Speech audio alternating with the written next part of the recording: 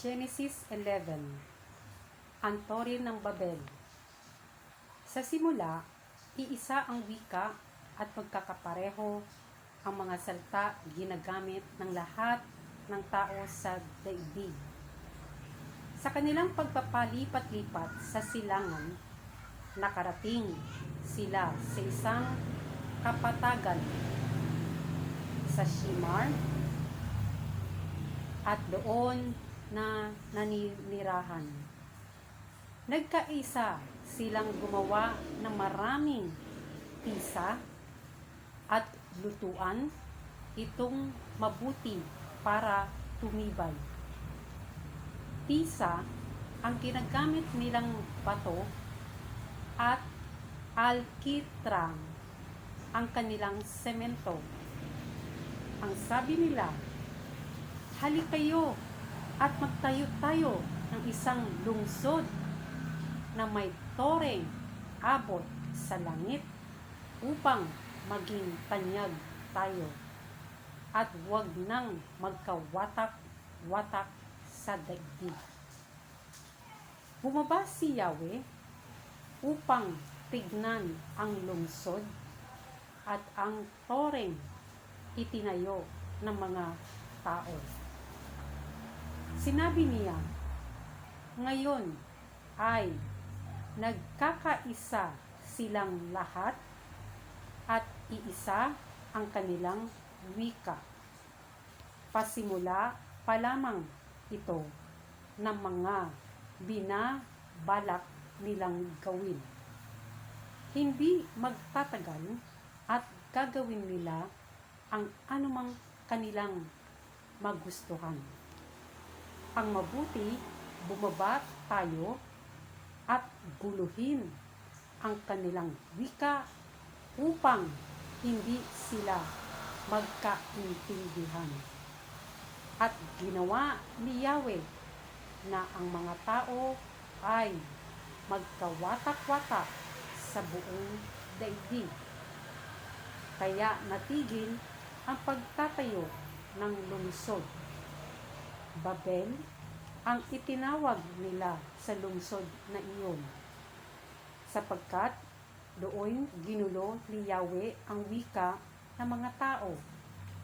At mula roon, nagkawatak-watak ang mga tao sa buong daigdig dahil sa ginawa ni Yahweh. Ang lahi ni Shem. Ito ang kasaysayan ng mga lahi nang nagmula kay Shem. 2 taon makalipas ang baha, si Shem ay nagkaanak ng isang lalaki, si Arphaxad. Si Shem ay 100 taon gulang na noon.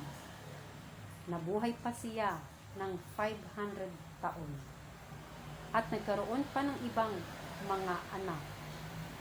Nang si Arphaxad ay 35 taon na, nagkaanak sila ng isang lalaki, si Shelah. Nabuhay pa siya ng 403 taon at nagkaroon pa ng ibang mga anak. 30 taon na noon si Shelah nang maging anak niya si Heber. Nabuhay pa siya ng 403 taon at nagkaroon din ng ibang mga anak. Sa gulang na 34 na taon, naging anak ni Heber si Peleg. Nabuhay pa siya ng 430 taon at nagkaroon din ng ibang mga anak. Sa gulang ng 30 taon, naging anak ni Peleg si Reu. Nabuhay pa siya ng 209 taon at nagkaroon pa ng ibang mga anak. Si Reu naman ay 32 taon na nang maging anak niya si Serug. nabuhay pa siya ng 207 taon at nagkaroon din ng ibang mga anak.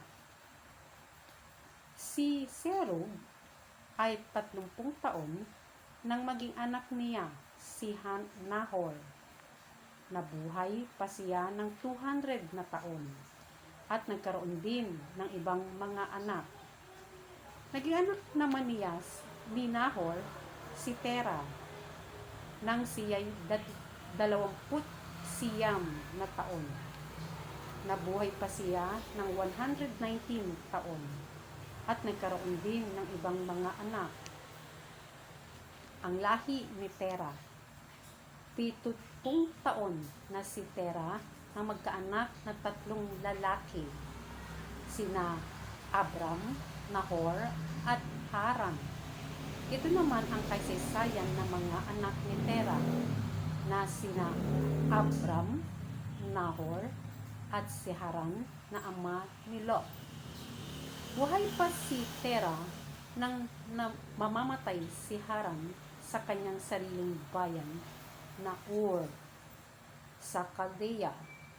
Napangasawa ni Abram si Sarai at napangasawa naman ni Nahor si Milka na anak ni Haran na ama rin ni Iska. Si Sarai ay hindi magkaanak sapagkat baog sila.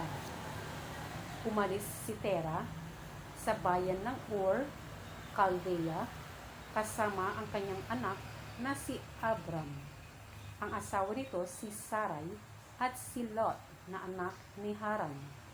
Papunta sila sa Kanaan, ngunit nang dumating si Haran, doon na sila nanirahan. Doon namatay si Tera na gulang na 205 na taon. Yun lang po. Maraming salamat. Purihin ang Diyos.